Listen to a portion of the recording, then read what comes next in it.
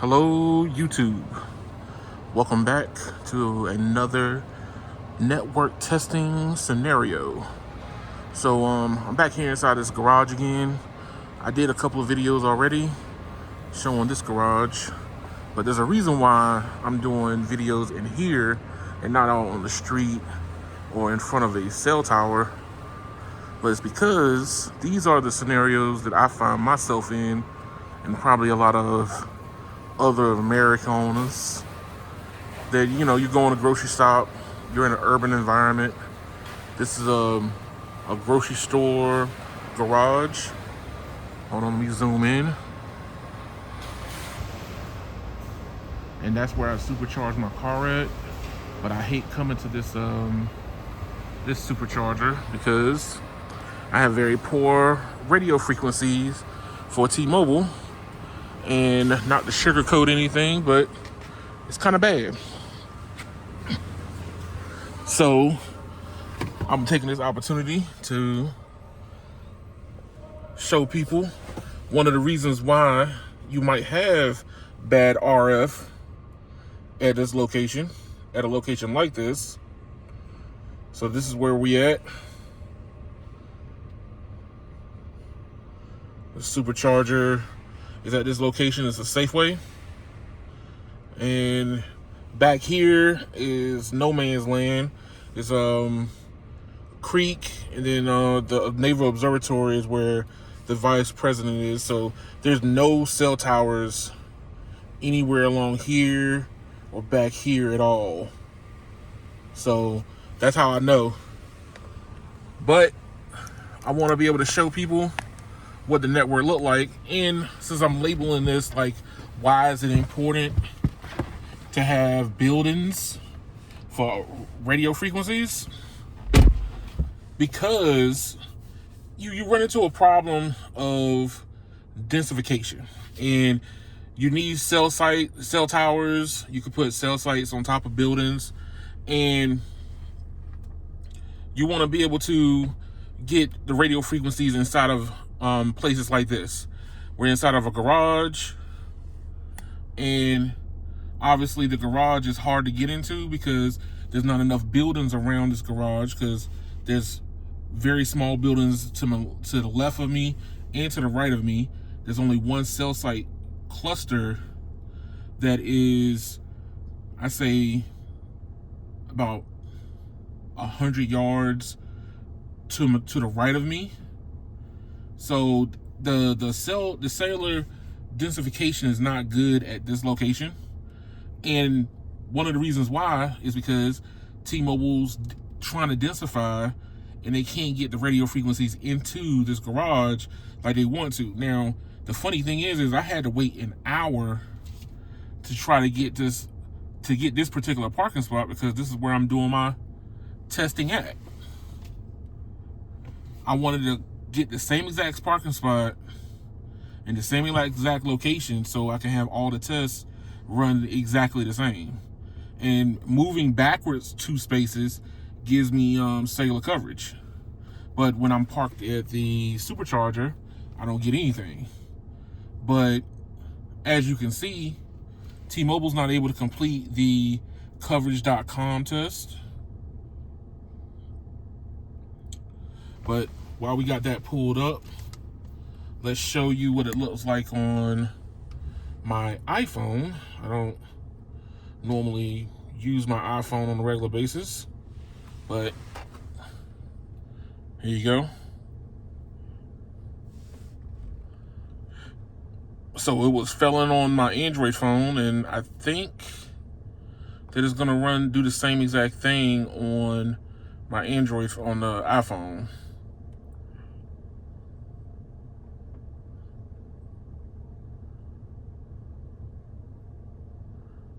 Here we go.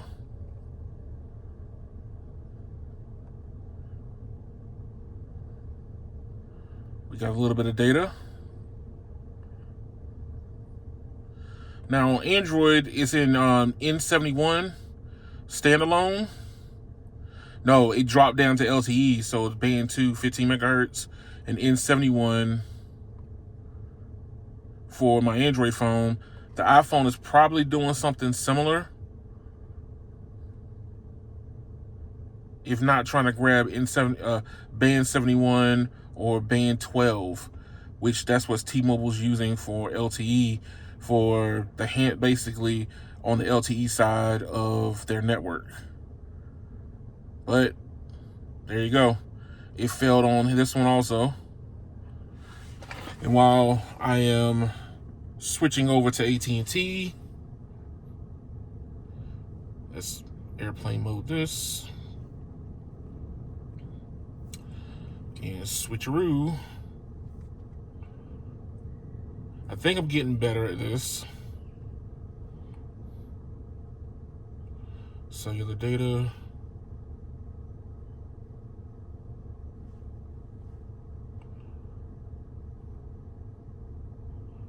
Secondary on.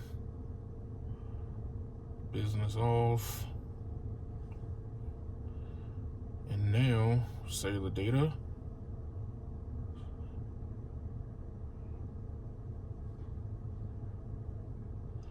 And airplane mode off.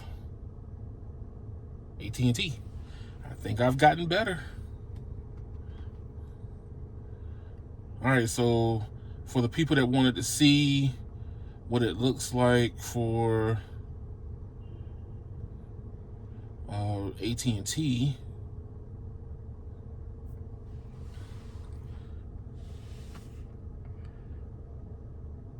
and on my Android phone is on band 66, and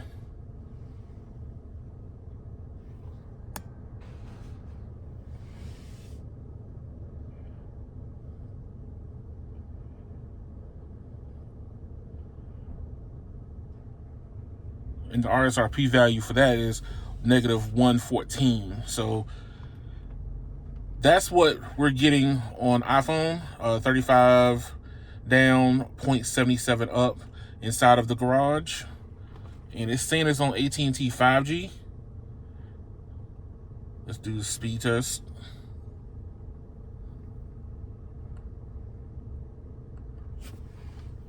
And while we're doing that,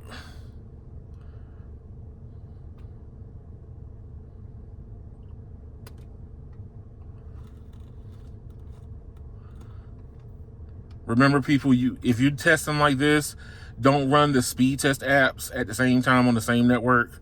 They pull resources from the network. So they're all sharing their cellular resources off of the tower. So you want to get a good, clean comparison. Run them separately.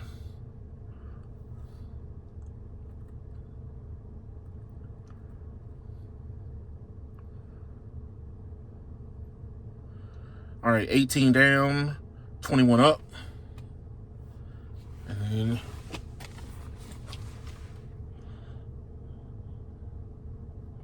while that's running that,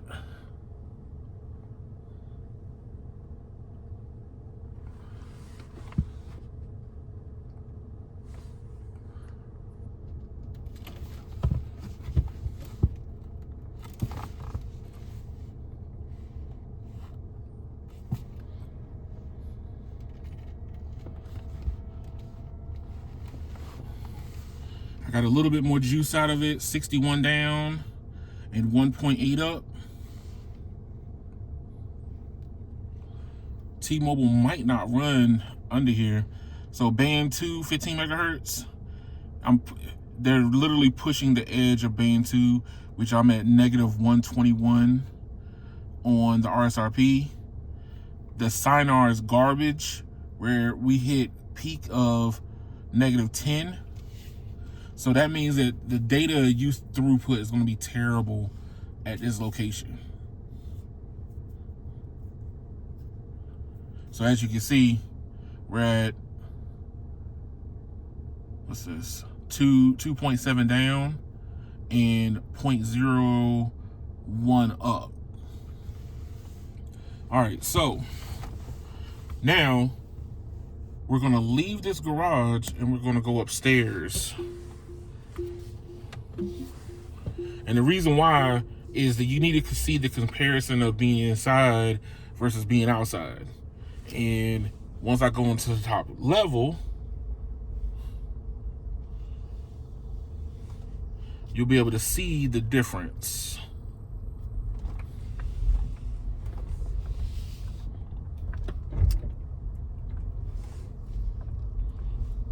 All right, here we go. Ooh, that's ice.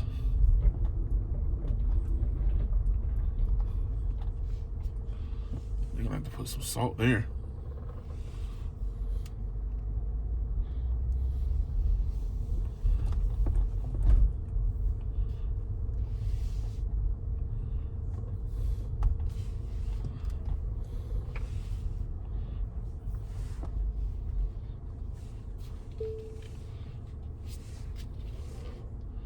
Let's move up into the parking spots.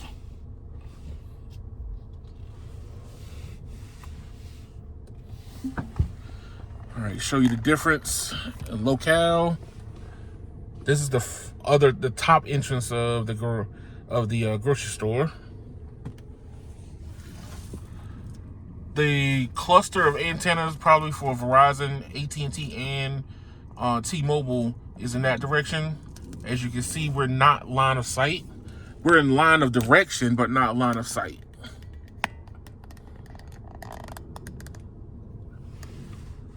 All right. Speed test goes. And while I still have AT&T up here, let's show you the difference.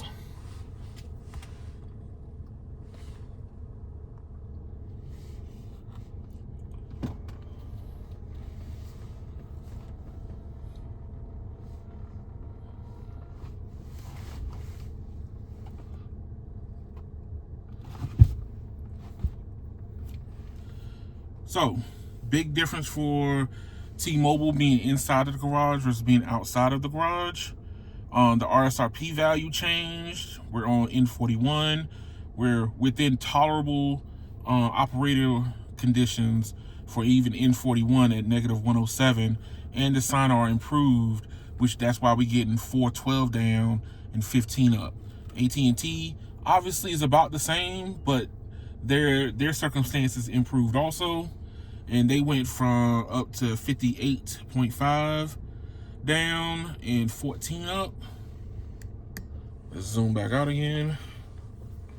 And this is AT&T.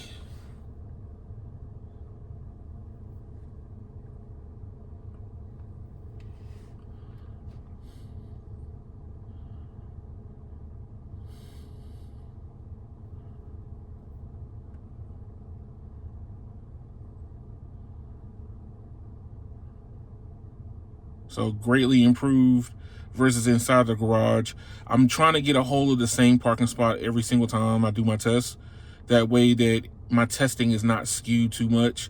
Because being around inside of that garage, I could be one space back and my results will be drastically different.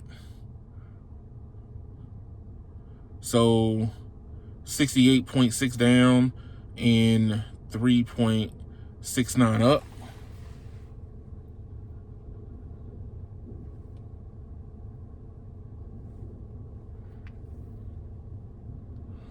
We'll test that again.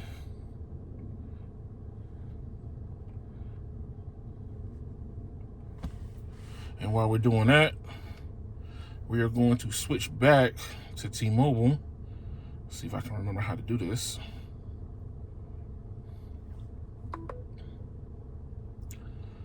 All right, cellular, data, primary, cellular, settings,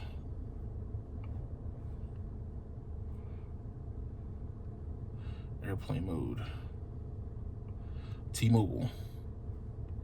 All right, so 53.4 down and 19 up for AT&T, 389 down and 13.9 up for T-Mobile, and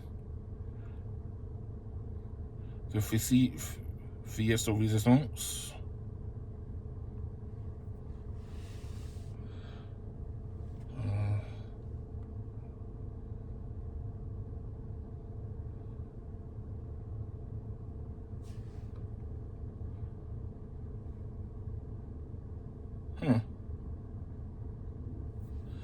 thought I figured it out.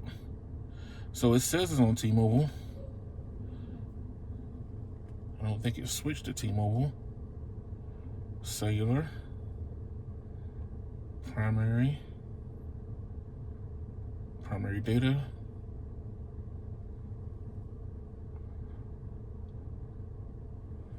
Back.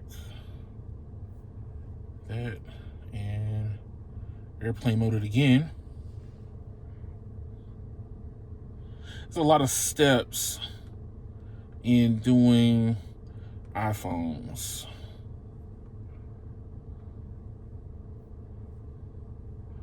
Let's close out the app all the way. That way I know it should. There it is. All right, here we go. And this is what it is on T-Mobile 5G. 147 down.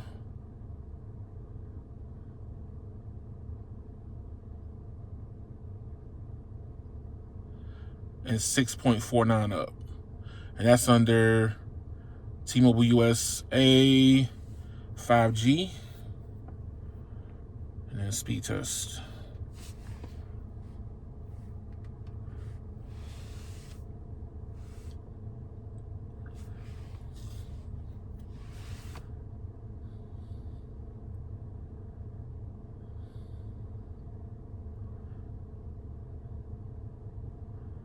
So roughly about the same. The performance is a little bit different, but they're roughly about the same. Which is why I said that not T-Mobile, but iPhones have a tendency to gear more towards trying to be more reliable with the signal versus performance, and Android phones have a tendency to lean more performance than reliability. So 311 and 6.7 up, 6.07 up. All right.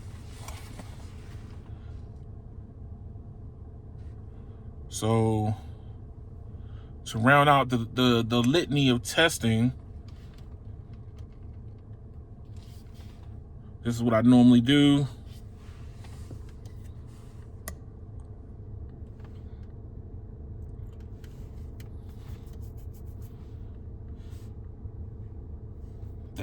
I don't know why in auto it chooses the furthest one to choose, but that's what it decided to choose.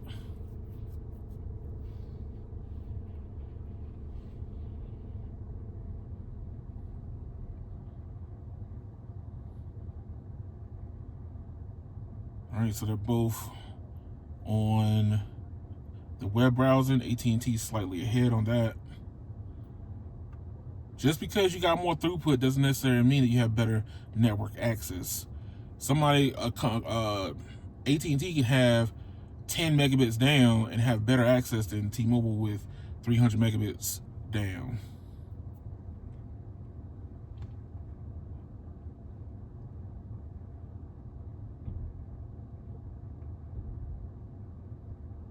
$360p for video. 84% for AT&T, 85% for T-Mobile.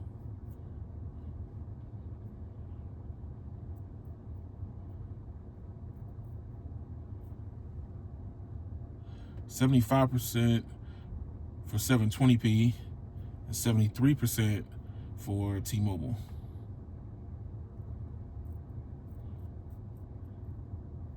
So as they were going up in higher definition, it was getting worse. All right, so 403 down, 19.2 up, and a 47 millisecond ping. That's got to come from the server choice. I don't necessarily think that T-Mobile's doing that bad. AT&T with 63.5 down, 18 up, and 18 millisecond ping for their network access. And does that give them the edge? That's the question. So Search. PUBG.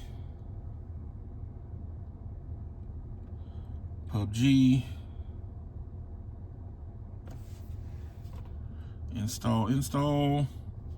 And we're going to be doing this over the network. 3, 2, 1, go.